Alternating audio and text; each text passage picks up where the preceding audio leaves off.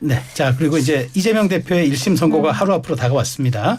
검찰은 이제 그 2년 구형을 했죠. 그런데 이제 지금 내일에 얼마에 이제 정말 유무죄뿐만 아니라 얼마의 이제 형이 나올까 이제 벌금이 나오더라도 얼마 관심인데 주진우 의원, 그러니까 국민의힘 법률위원장 맡고 있는 주진우 의원은 징역 1년 선고가 예상된다고 실형이 선고되면 일반 국민의 경우에는 법정 구속하는 게 일반적이다라고 구속 가능성까지 거론했는데 우리 강 변호사께서는 어떻게 전망합니까? 그러니까 실형 선고되면 일반 국민은 법정 구속되는데 사실상 조국 대표가 항소심까지 법정 구속이 안 돼서 뭐 의원도 되고 창당도 하고 이러지 않았습니까? 법의 엄중함을 좀 보여줘야 되지 않나라고 생각을 하는데요.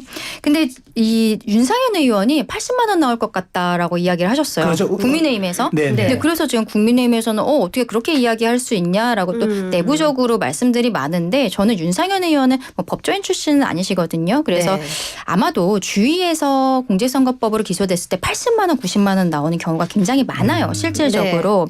그게 뭐 인정한다거나 반성한다거나 그러지 않아도 재판부에서 대법원 양형기준표라는 것이 있는데 양형기준표와 달리 판단을 하고 있는 그 되게 대표적인 죄가 공직선거법이거든요. 네. 왜냐하면 100만 원이 나오면은 이제 의원직이 날아가는 것을 알기 때문에 뭐 그런 부분이 있습니다. 근데 이재명 대표의 이번 1심이 전국적으로 너무 관심이 많아요. 그렇죠. 이 판결에 대해서 민주당도 뭐 의원들까지 총동원을 해서 압박을 하고 지금 그런 모습을 한다면 대법원에서는 결국에는 저는 그 1심 서울중앙지법에서는 1심에서 양형기준표대로 선고할 수밖에 없겠다. 그동안에 기준표를 넘어서서 어떤 그 형들이 80만 원, 90만 원이 나왔다면 윤상현 의원이 봤던 것들이 그런 것이라면 이번에는 양형기준표상으로 나올 수밖에 없고 그 양형기준표는 가중요소, 감경요소라는 게 있습니다. 감경이라는 것은 뭐 전과가 없다거나 반성을 하고 있다거나 이런 경우인데 이재명 대표가 봤을 때는 감경요소는 거의 보이지 않아요. 근데 가중요소로서 후보자의 평가에 관한 선거구민의 매우 중요한 판단사항에 관계되는 경우 전파성이 높은 경우 이런 거에 있어서는 오히려 가중 요소가 됩니다. TV에서 나가고 그리고 특히 이제 백현동과 관련해서는 그 용도 변경 4종 상향이 된 것이 국토부의 협박 때문이다라고 이야기를 한 이유가 뭐냐면 당시에 김인섭이라는 사람이 있어요. 성남시장 그 후보일 시절에 이재명 대표가 그때 선거대책위원장을 하고 선거 캠프를 꾸리는 사람 중에 가장 믿을 수 있는 가까운 사람이 캠프의 사무실에 부동산 계약을 하는 사람입니다. 김인섭 씨가 그런 사람이었어요. 그래서 성남시에서는 김인섭에 대해서 허가방이다라는 이야기들이 나올 정도였거든요. 김인섭이라는 사람을 개발업자 정바울이 로비스트로서 채용을 하고 그 이후에 갑작스럽게 사종상향이 된 거예요. 거기에 대해서 물어보는 것에 이재명 대표는 그게 아니라 김인섭 같은 사람이랑 문제가 있는 게 아니라 당시에 식품연구원이 지방으로 이전을 해야 되는 공공기관들 지방으로 이전하는 게 박근혜 정부 때 정책이었잖아요. 그 과정에 박근혜 국토부로부터 협박당한 것이다라고 이야기를 했던 것이죠. 근데 김인섭 씨가 이미 판결을 받았습니다. 이미 로비스트로서 활동을 하면서 판결을 받은 게 있는데 그 판결 내용에 이재명이라는 이름이 11번이 언급이 되고요. 김인섭, 이재명, 정진상의 특수관계, 성남시 공무원이 다 알고 있다라고 나와요. 그리고 정진상이 이재명 대표가 최측근이라고 이야기를 한 사람인데 정진상이 당시에 정책비서관으로 성남시청에 같이 있었습니다. 근데 김인섭 씨가 가지고 온 이 사건에 대해서 잘 챙겨줘라라고 도시계획팀장한테 이야기한 부분 이런 것들이 있어요.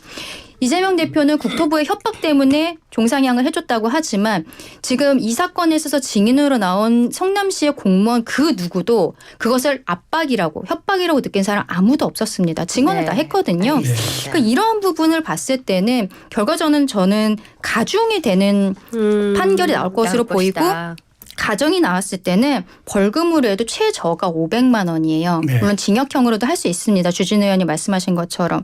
그래서 저는 가중으로 들어가면서 가중에서는 그래도 최저점을 해서 500만 원 정도 선고가 나오지 않을까 개인적으로 그렇게 생각하고 있습니다. 장근석 어떻게 보세요? 일단 주진 의원께서 일반 국민이면 1심에서 실형 1년 나오면 바로 법정 구속한다고 그랬는데 이거는 대법원에서 인신구속 사무처리에 대한 예규라는 게 있는데 그게 바뀌었어요. 그래서 실형이 선고되더라도 저희 의뢰인들도 마찬가지입니다. 네. 항소심에서는 법정 구속을 하는데 1심에서는 법정 구속을 각각 자제하라는 게 지금 대법원 예규예요. 네. 그걸 좀 모르고 하시는 소리인 부분이 좀 있는 것 같고요. 네. 기본적으로 두 개 틀이 있습니다.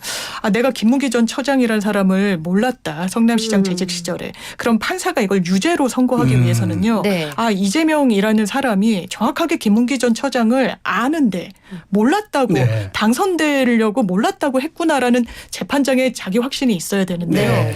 이게 내심의 영역이에요. 기본적으로. 누구를 안다 모른다. 그럼 재판부가 확실히 이재명이라는 사람 김문기 전 처장을 내심의 영역에서 본인의 인식하에서 알았구나 라고 판단까지 할 수 있을 것인지. 왜냐하면 의심스러울 땐 피고인의 이익으로라는 법문이 있는데 네. 이렇게 확신이 없으면 어쨌든 무죄 선고를 할 수밖에 없는 부분이 있다라는 거. 그리고 국토교통부로부터 직무유기로 문제 삼겠다는 협박을 받았다는 건 어쨌든 본인의 평가의 영역이에요. 이걸 허위사실 적시라고 해서 하기는 어렵다. 과거에 이재명 대표가 나 검사 사칭한 적 없다라고 해서 이렇게 무죄를 받은 적이 있는데요. 그렇죠. 네. 그때도 검사 사칭 그걸로 이제 왜 처벌을 받은 전력이 있는데 없다라고 하냐. 거짓말이다라고 했지만 그때도 재판부가 이거 의견 표명으로 보인다라고 해서 무죄였거든요. 네. 그래서 이런 과거의 어떤 재판부의 법리에 비춰보더라도 저는 무죄 가능성이 좀 높다라고 보여집니다. 완전히 다르세요. 두 네, 분. 맞아요. 지금. 근데 이제 제가 아까 가중으로 했을 때 최저점이 네, 500만 네. 원이라고 말씀드렸잖아요. 네. 감경이 아니라 그냥 기본 네. 세 가지가 있어요. 감경, 기본, 가중이 있는데 그냥 기본으로 해서 당선 목적 허위사실 공표를 했을 때에도 최저로 나올 수 있는 것이 벌금 200만 원입니다. 네. 아하. 근데 공직선거법은요, 뭐 그냥 100만 원만 나오면 200만 원이 나오든 2년이 나오든 효과는 사실상 동일해요. 네. 그렇기 때문에 만약에 뭐 80만 원, 90만 원이 나온다면 네. 이재명 대표에게 전과가 하나 생기는 것 외에는 별다른 변화는 그렇죠. 없습니다. 뭐 의원직을 제재가 잃는다거나 없죠. 네. 뭐 국고부조금을 다시 돌려내야 된다거나 이런 것들은 없는 것인데 지금 기본으로만 해도 200만 원이 최저점이다라고 말씀드리고 싶습니다. 자, 윤상현 근데 국민의힘 의원이 바로 어제죠.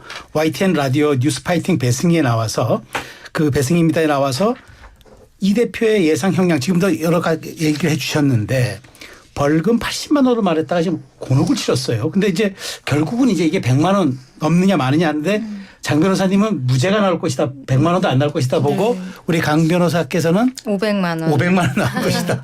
극과 극을 달리네요. 근데 이게 2심, 3심 가지 않겠어요? 예, 당연히 그럼 당연히 점점 떨어지지 않나요? 아무래도 예. 그 1심에서 조금 만약에 유죄가 나왔을 네. 때 뭐 2,300만 원이 나올 수가 네. 있다면 네. 항소심 가서도 이 지금 뭐 선거비용 보전 문제도 있고 여러 네. 그런 얽힌 게 있기 때문에 네. 100만 원 이하로 떨어지지 않을까 생각합니다. 그렇군요. 알겠습니다.